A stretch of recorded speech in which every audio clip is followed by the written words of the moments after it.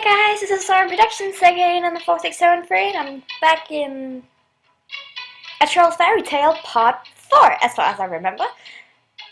Yeah, and if you can hear some noise in the background, it's because it's storming outside, so...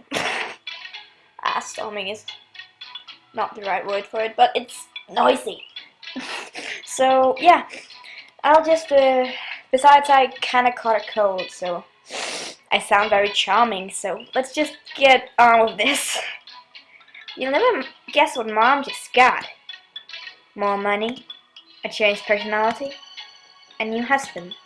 Rolling over with a groan, I wasn't in the best of moods this morning. Last night's incident have left me a little rattled and annoyed with myself for letting him get so worked up.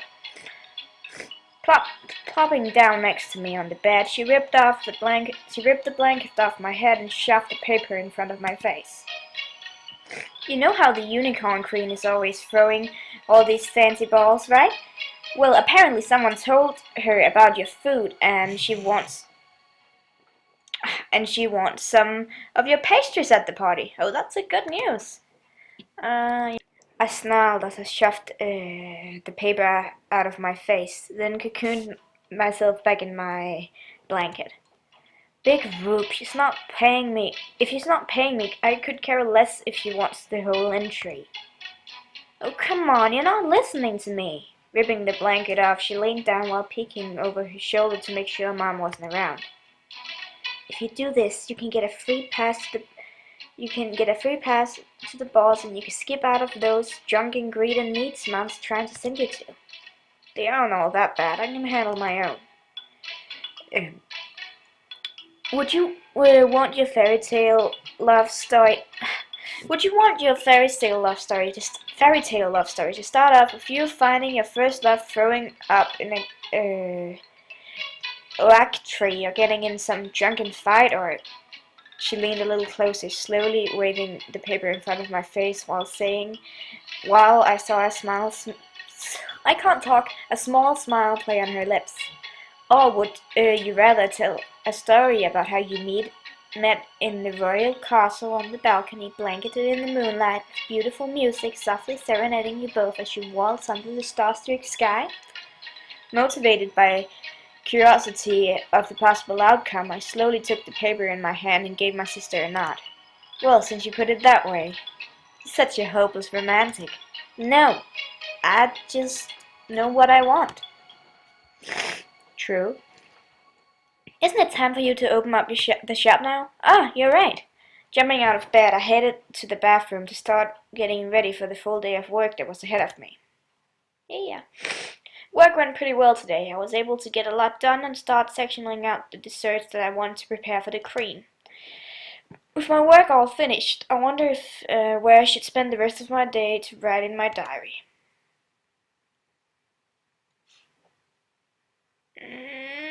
We're going to save here. Give me 2 seconds. Okay, so after some thinking, I decided that I will take this one because the prince was there before, so maybe we can find him again. And if we don't, then I'm going to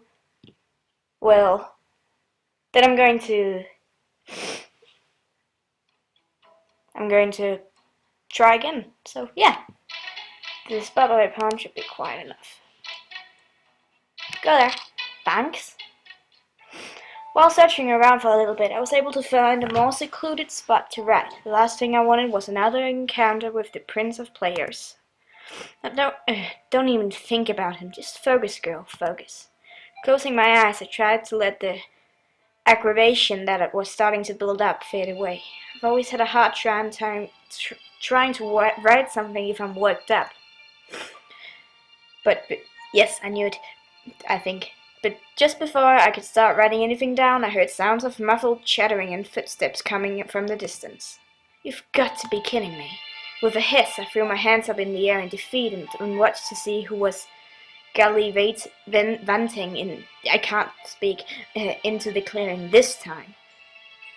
So, we are going to be invited to your mother's ball too? I wouldn't have it any other way. The sound of flirty giggles and coos coming from some airheaded girl's voice was nauseating, but the thing that made it even more nauseating, I can't speak these words, so sorry, was the sight of the Prince of Players walking into the clearing with his arms casually wrapped around the girl's shoulders. Once again, he was carrying another crowd with him. Uh, I've never been the one to hang with the crowd, so I scooted over to stay out of sight and tried to turn my attention back to my diary and my leftover sweets from the shop. The noisy group of friends settled down not far away. Their loud giggling and laughing was starting to get it to me. Was this guy seriously that funny? Glancing over to see what all the commotions were about, the prince was sitting on the ground with his arms behind his head, leaning against the trunk of a tree. It looked like the others were really wrapped up in an interesting conversation. My eyes continued to drag back to the prince who had seemed to have fallen quite in the midst of all the hubbub. Was he upset about something? Maybe tired? Turning back to my book, I took another bite of my treat and started to write. Lost in my writing and curious thoughts, I got a strange sensation again, like someone was watching me. Looking back over at the prince, our eyes locked immediately. His lips slowly smoothed into a smug smile as he patted the spot beside him. I'd rather eat slug first. I dragged my fingers across my neck as I mouthed the word back to him to make it clear what I was trying to say. My message didn't faze him because he went on the top of his leg as if to invite me to sit on his lap instead. Narrowing my eyes at him, I shook my head and arms no. Scared? I could see him clearly mouth the words back to me, with his eyebrows cocked up in amusement. He seemed to be getting a kick out of teasing me. You nuthead! You buttercup! Finally getting fed up, I gathered my things and started to make my way home. Ignoring him and writing wasn't going to work, so it was best if I just stopped wasting my time and instead got going home to just deal with my mom's constant nagging about the meet and greet. As I made my way closer to home, I could hear the sound of footsteps following me right behind me. I already knew who they belonged to, but I refused to acknowledge them. Can I ask you a question? No, get lost! Why are you so hostile to me? I'm a troll. Hostility runs in our blood. It just seemed like you're extra hostile than normal. Rolling my eyes, I let out an annoyed sigh. Though I did realize that what he was saying was true. For some odd reason, he seemed to have a knack at pushing the right buttons to get under my skin. I don't think I've acted any different than any other troll would have acted. Trolls and unicorns don't get along like that anyways. Tilting his head to the side, I could tell he didn't believe me. Oh really? Taking a quick look around, I saw his eyes lay on a couple of female trolls chatting amongst themselves.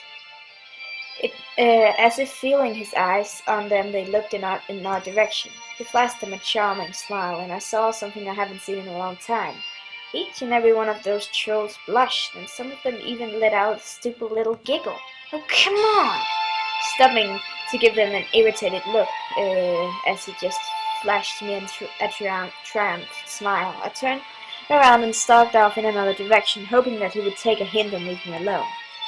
See, I think you're just antisocial. Pulling out one of the sugar rolls that I wrapped in a cloth, I stuffed it in my mouth, hoping that the sweet bread would help me calm down. His eyes continued to watch me. Amusement dripped into his voice. Picking out too much, Miss Antisocial? That's not my name! Fine then, Buttercup. Listen up, you idiot! Cupping a hand behind his ear, he leaned forward while batting his eyes mockingly. I'm not antisocial. I just don't like talking to players like you. Stumbling back, he placed his hand on his chest in mock offense. Ouch, Buttercup! He wasn't really taking a hint. Even after all those insults I threw at him, he still kept coming back for more. I stood there, completely baffled, and studied his face to try to find answer why he was bothering me in the first place. Unfortunately, letting my eyes roamed uh, over his face was a bad idea, because then I noticed that his hand was placed over the exposed part of his bare chest. Who walks around with that chest that exposed? He must really love all the attention. Even though I didn't want to admit it, he was good looking. He was very good looking, and I hated the fact that I couldn't seem to pull my eyes away from him as they trailed back to look at his face. Leaning even closer, he flashed one of his charming smiles while dropping his voice to a whisper. Are you checking me out? Oh God, you're such a... Clenching my jaw shut, I narrowed my eyes at him. Are you done asking stupid questions? Did you find a mate yet? That's none of your freaking business. Throwing his hands up in the air, he shook his head, the same smile still on his face. I'm just being friendly. What do you think? Why do you always have to have some smart-mouthed response? Brushing the imaginary dust off my shoulders and raising my chin, I looked at him straight in the eye. If you don't like my response, then shut up and go talk to someone else. Turning around, I made my way back home in long, prideful strides. I could feel his eyes watching me the whole time. With the next meet and greet being a few minutes away, I stood in front of the mirror and my sister helped me get ready. I really don't want to go today.